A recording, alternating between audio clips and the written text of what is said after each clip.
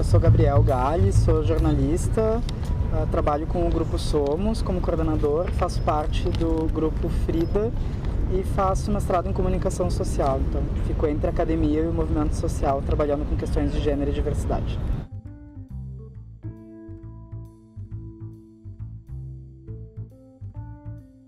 Junho se tornou essa referência, principalmente por um episódio, né, que aconteceu nos Estados Unidos, né, de um ataque da polícia a um bar, o Stonewall Inn, que era um espaço em que a população LGBT, até mais marginalizada, frequentava, né?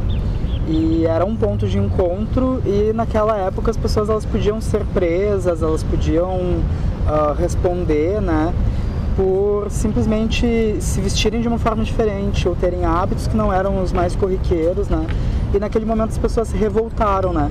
Então tem uma série de versões sobre essa história, né? Hoje em dia é muito legal porque a gente passa por um processo de reconstrução dessa narrativa, né? No começo se tinha uma ideia de que eram homens gays que estavam na linha de frente. Hoje já se sabe que a presença de ativistas trans era muito importante no movimento naquela época, né?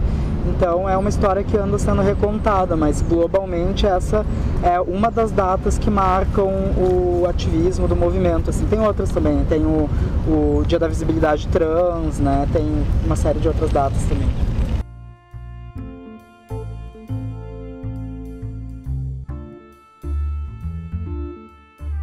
A gente passa por um processo de tentar entender que as pessoas elas não são apenas uma coisa, né?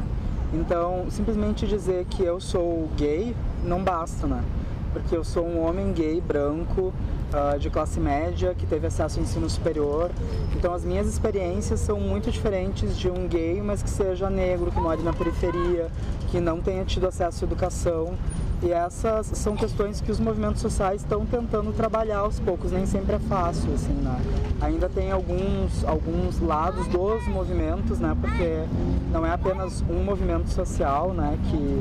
Que existe, né? É uma confluência de várias linhas, várias teorias, várias coisas, e isso vem sendo retrabalhado, assim. Mas em relação à sigla, é uma questão de uma média de consensos entre o que as pessoas estão falando, né? A linguagem é viva e ela vai mudando para se adequar ao que a gente quer falar.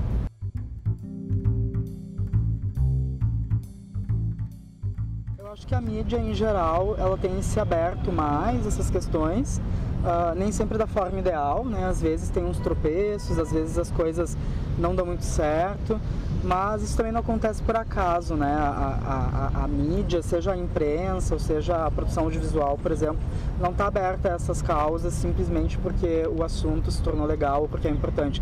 É porque tem pressão das pessoas, tem pressão de quem comenta na internet, de quem consome esses conteúdos, para que tenha uma representação maior.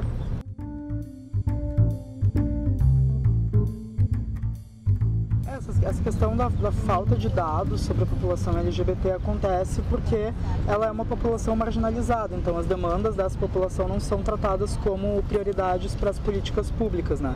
Então você vai ver, por exemplo, a questão de assassinatos, né, de transexuais, de travestis ou de pessoas LGBT também.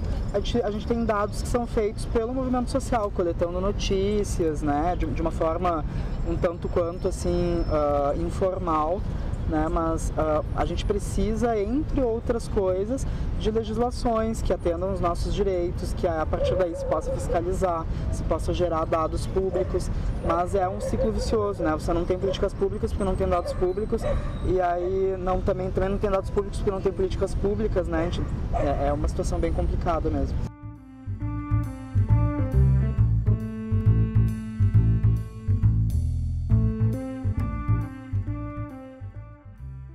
Eu acho que tem impactado, sim, nas pautas que são discutidas, nas questões que são discutidas, né?